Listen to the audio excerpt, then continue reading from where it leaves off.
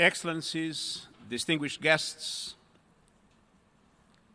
ladies and gentlemen, colleagues, I am pleased to be with you today to discuss the defining issue of our times. And I thank the President of the General Assembly for choosing to place the focus of this event on present and future generations. Climate change is happening now and to all of us. Every week brings a new example of climate-related devastation. No country or community is immune, and as is always the case, the poor and vulnerable are the first to suffer and the worst hit. My heart goes out to the hundreds of thousands, perhaps millions of people affected by the recent Cyclone Idai in Mozambique, Malawi and Zimbabwe. Such events are becoming more frequent, more severe and more widespread, and will become even worse unless we act urgently now. It is clear that climate change threatens decades of development progress and places in jeopardy all our plans for inclusive and sustainable development. From increased poverty and food insecurity to growing water stress and accelerated environmental damage, climate change is a clear and present threat.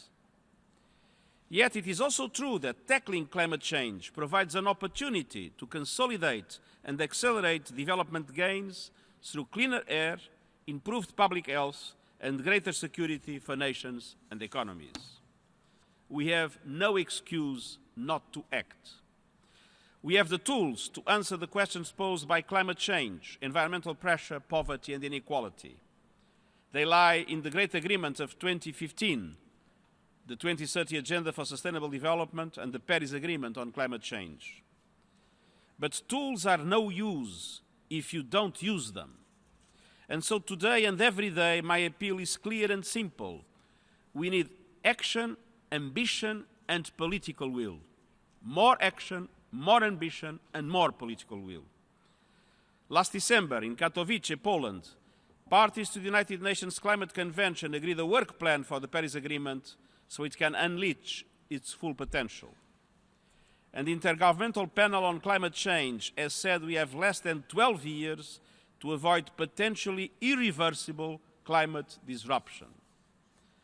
Last year's IPCC special report found that limiting global warming to 1.5 degrees above pre-industrial levels will require rapid and far-reaching transitions in how we manage land, energy, industry, buildings, transport, and cities. To help generate ambition and to show that our goals are feasible, I am convening a Climate Action Summit. And I'm telling leaders, in September, please don't come with a speech, come with a plan. I'm calling on leaders to come to New York on the 23rd of September with concrete, realistic plans to put us once and for all on a sustainable path. And these plans must show how to enhance the national determined contributions by 2020. The United Nations, with its new generation of country teams, stands ready to assist. And I also want leaders to demonstrate how we can reduce greenhouse gas emissions by 45% over the next decade and get to net zero emissions globally by 2050. That is what science says is needed. And I will also ask leaders to address issues such as the just transition, where no one is left disadvantaged by the necessary climate action.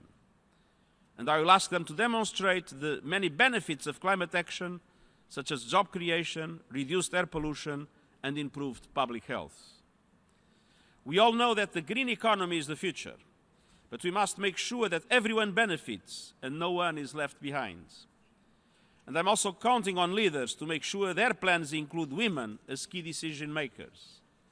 Only gender-diverse decision-making has the capacity to tackle the different needs that will emerge in this coming period of critical transformation. Excellencies, the Climate Action Summit will bring together governments, the private sector, civil society, local authorities, and other international organizations to showcase and develop the ambitious solutions we need. It will focus on the energy transition, sustainable infrastructure, sustainable agriculture, forests and oceans, resilience to climate impacts, and investing in the green economy. And we can already see a growing momentum for transformational change. A growing number of governments, cities, and businesses understand that climate solutions can strengthen our economies and protect our environment at the same time. And new technologies are already delivering energy at a lower cost than the fossil fuel-driven economy. Solar and onshore wind are now the cheapest sources of new power in virtually all major economies. But we must set radical change in motion. This means ending subsidies for fossil fuels and high-emitting, unsustainable agriculture, and shifting towards renewable energy, electric vehicles, and climate-smart practices. It means carbon pricing that reflects the true cost of emissions, from climate risk to the health hazards of air pollution. And it means accelerating the closure of coal plants, halting the construction of new ones, and replacing those jobs with healthy alternatives for the people there employed, so the transformation is just, inclusive, and profitable. The coming years will see vast investment in infrastructure around the world. We must ensure it is sustainable and climate-friendly. By doing so, we will march far down the road to realizing the 2030 Agenda. Excellencies, the time for action is now. We need multilateral action by all governments, and we need them to work hand in hand with the private sector and the civil society. Global climate marches are sending a clear message. Young people are demanding that today's leaders act on behalf of future generations. I echo that demand. The youth are torchbearers, and the future is now. We must address this global emergency with ambition and urgency. This really is only one, that really is the only choice to be made. Thank you.